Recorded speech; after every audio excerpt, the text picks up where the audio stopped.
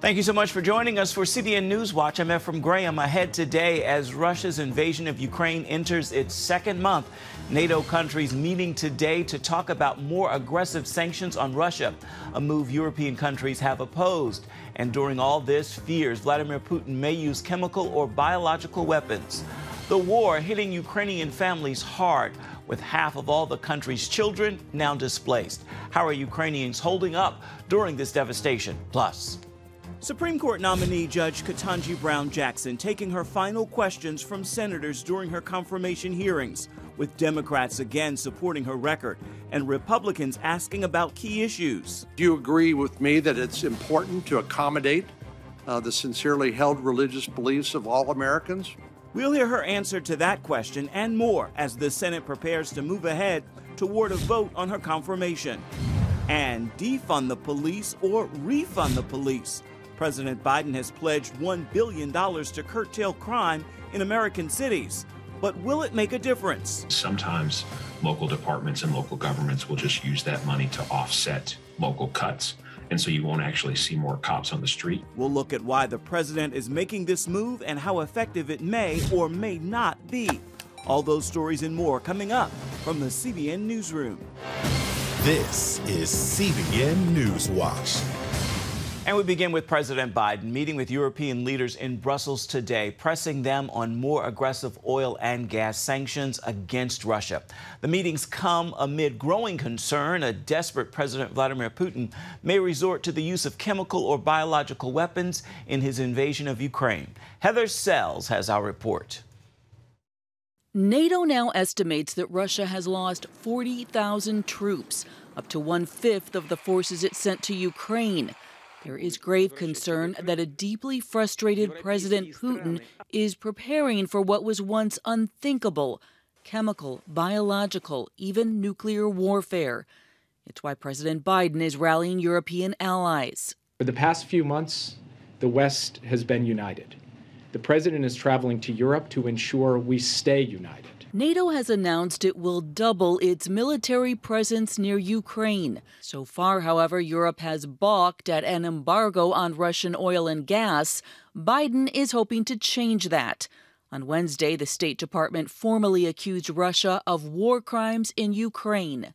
Russia's forces have destroyed apartment buildings, schools, hospitals, other elements of the critical civilian infrastructure. In Mariupol, 100,000 people remain trapped as the Russians bombard them. This video from a right-wing paramilitary group in the Ukrainian National Guard shows the port city's devastation. Today marks 1 month since Russia unleashed its invasion into Ukraine.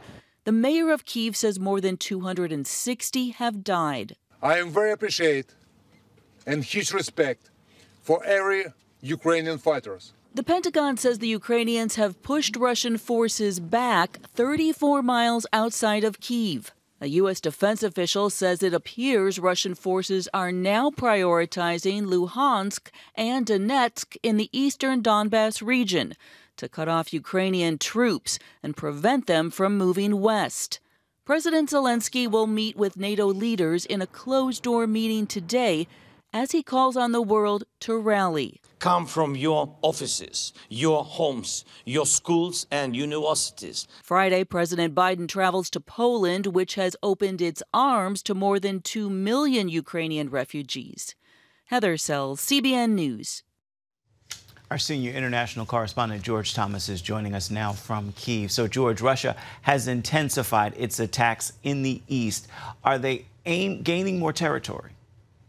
Yeah, Ephraim, they are. I think the world's attention has always been on Kyiv. You know, when is it going to get encircled? When is it going to get captured by the Russians? In the meantime, they are making advancements in the east along the so-called line of contact. If you look at that map of Luhansk and Donetsk, that is Russian territory. It was controlled, taken over back in 2014. And what you have been seeing in the last week has been intense shelling, not just along the line of contact that divides the Ukrainian side with the Russian side, but there's been heavy shelling along the line of contact and then also into Ukrainian territory. So if you look at that map, the Russians are trying to come down from Kharkiv from the west to encircle the eastern part of that, and then also coming up south from Mariupol and the Kherson region. So the idea is to, in essence, encircle the eastern part and prevent, as Heather said, the Ukrainians from heading west.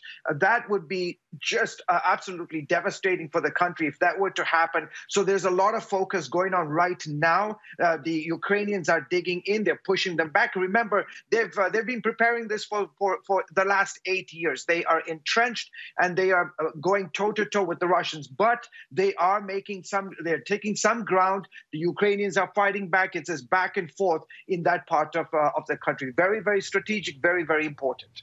And George, I know the UN is saying that half of all Ukrainian children have now been displaced by this war. What impact is this having on these countless families? Yeah, you can just imagine. About 2 weeks ago, I was on the Ukrainian-Polish border. Just heart-wrenching images. You see fathers waving goodbye, touching the window of the train as their wives and children depart for either Poland or the Hungarian border. Just absolutely heart-wrenching story. I was talking to a father yesterday evening who had to make the decision within a few hours of the war erupting a month ago, and putting his wife and his children on a train bound for the western part of the country, and they've been in touch ever since, every single day. And the wife would tell the husband, "Why did you send me away? I want to be there with you to defend our country, to stand shoulder to shoulder with you as my husband." So just heart-wrenching stories, of just not knowing when you will see your wife, when you will see your mother or your child again. So really desperate, really heartbreaking stories that we have seen, and images all throughout this last month. Heartbreaking indeed. You've actually been in Ukraine now for approaching 2 months. How are Ukrainians doing as this war enters its second month? Well, if I can throw out a statistic to you, Ephraim, since the war began a month ago, about 15,000 couples have decided to get married.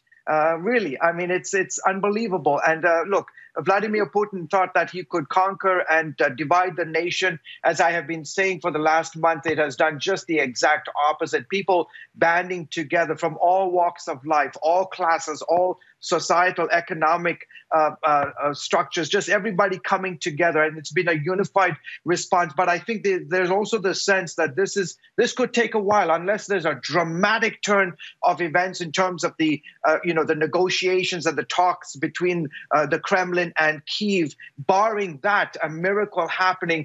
Many Ukrainians are in somewhat, they're getting ready. They're preparing themselves, steeling themselves to the realization that this could be a prolonged war that could cost potentially thousands of lives, additional lives, in the weeks and months ahead. All right, George, thank you so much. Our international correspondent, CBN international correspondent George Thomas, reporting for us today from Kyiv. If you want to know how you can help in this situation, you can actually help Operation Blessing's disaster relief efforts in this horrible war and humanitarian crisis in Ukraine. Simply call 1-800-700-7000 and let us know that you want to give to Operation Blessing's Disaster Relief Fund. You can also write us at CBN Center, that's Virginia Beach, Virginia, 23463. Simply note in the memo line of your check, Disaster Relief Fund. And you can text us if that's easier for you. Just text OB Crisis to 71777. And of course, you can visit our website, cbn.com and ob.org. Anything you are able to do is certainly appreciated. Coming up, more tough questions and some tense moments as senators wrapped up their time with Supreme Court nominee Katanji Brown Jackson Wednesday. We're going to bring you some of the highlights when we come back.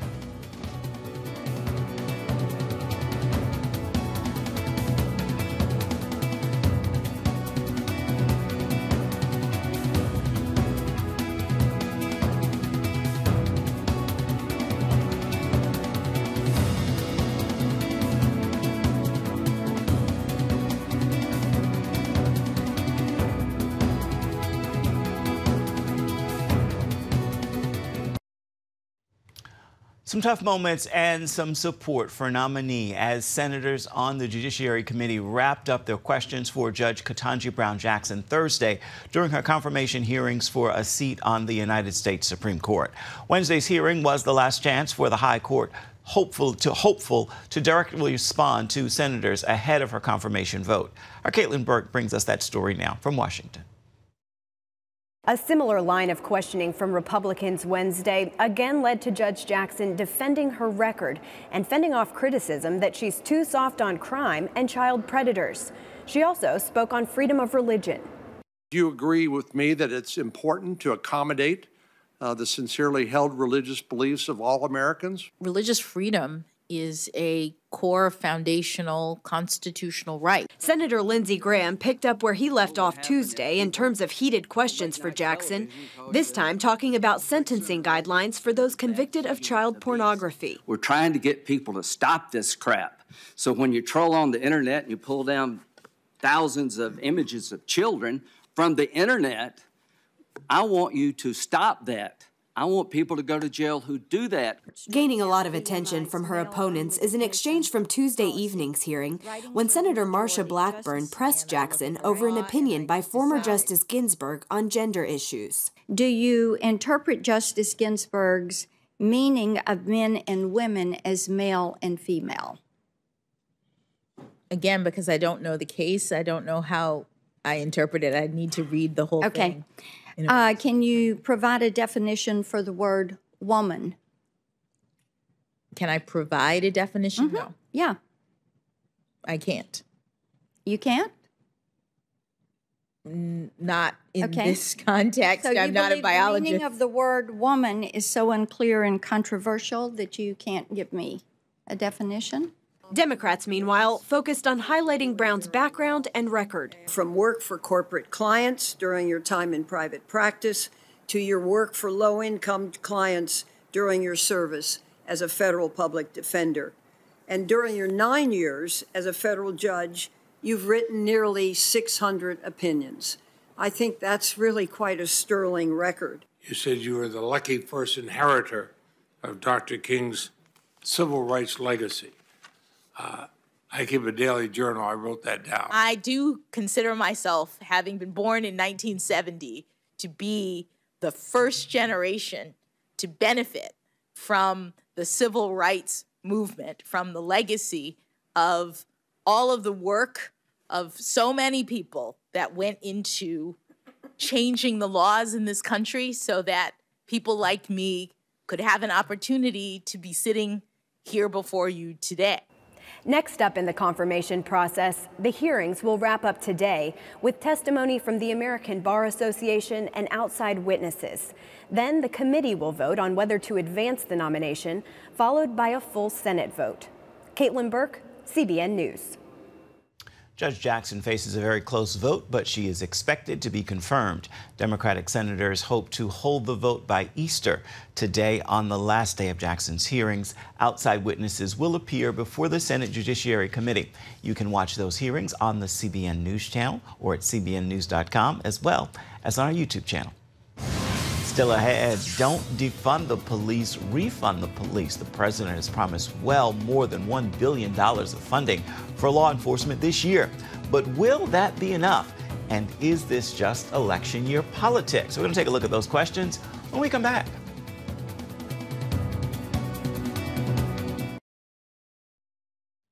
Now, during his State of the Union address, President Joe Biden says the answer to rising crime in American cities is to fund the police, not defund them. He's proposed spending $1.3 billion to help fund law enforcement this fiscal year. So why this new level of support for police is the question. Is this just smart election year politics or a sincere response to the rising crime? Appearing on this week's episode of The Global Lane, former prosecutor and Pegasus Institute Executive Director Joshua Crawford says it's a little of both. I think part of it is practical politics, but I think part of it is also that we're now in our 7th straight year of rates of homicide and violence in our largest cities being sort of up or on par with the year that they were before.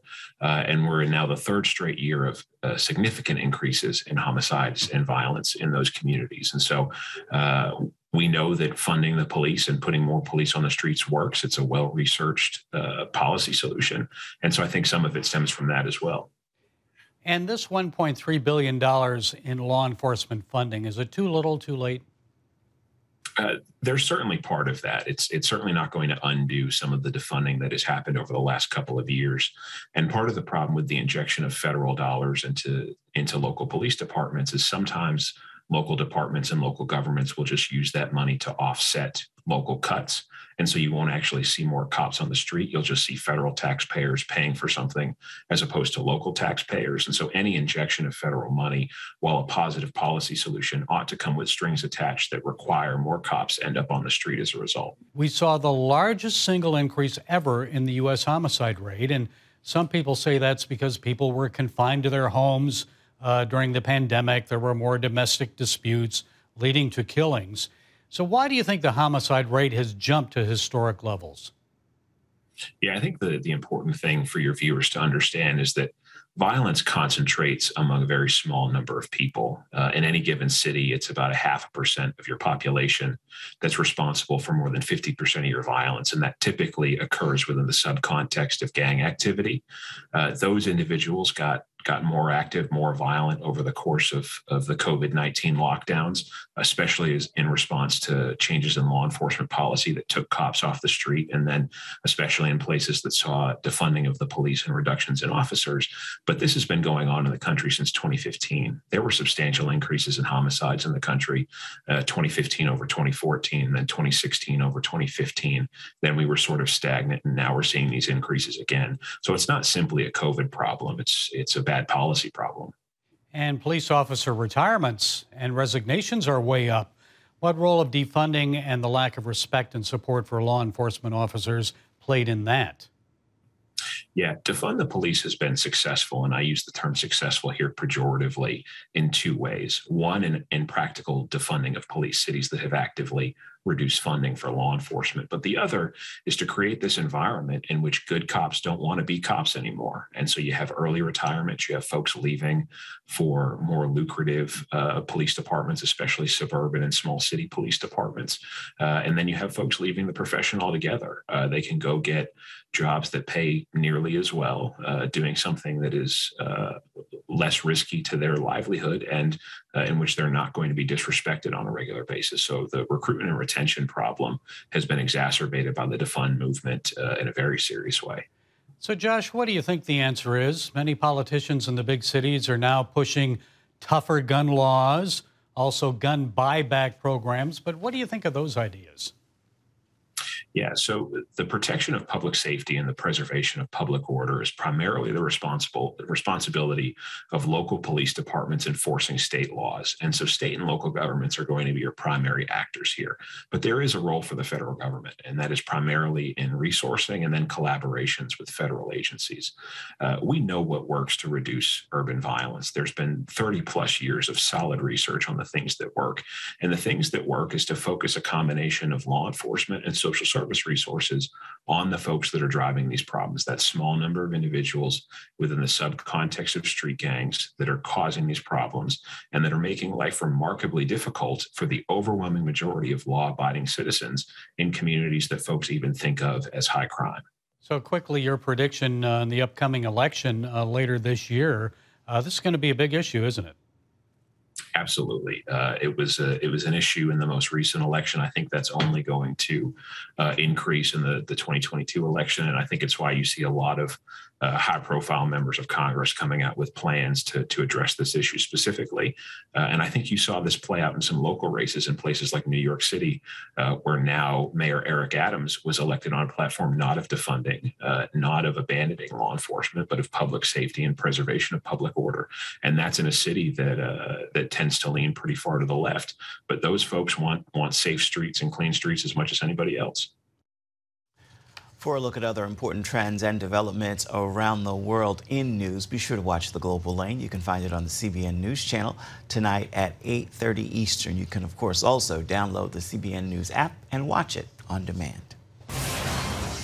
Coming up, with gas prices at sky-high levels, one church in North Carolina offered a blessing to its community, giving away tens of thousands of dollars worth of gas. We're going to have that story for you when we come back. Please stay with us. You're watching CBN NewsWatch.